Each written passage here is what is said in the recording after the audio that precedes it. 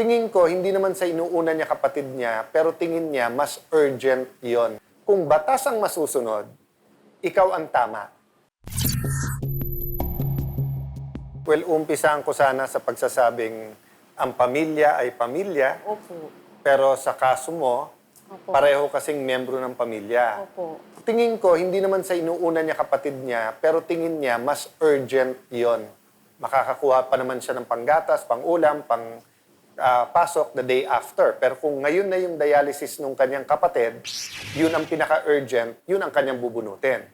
Kung batas ang masusunod, ikaw ang tama.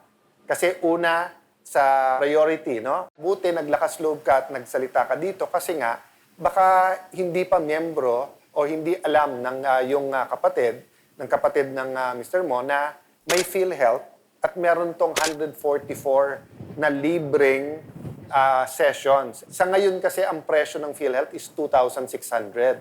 At nung sinita nga namin sila a few months ago sa isang hearing, kasi 2013 at 2014 pa yung presyo nila. So they're in the process na baguhin ito. Kaya kung miyembro man siya, baka yun ang dahilan na humihingi pa siya.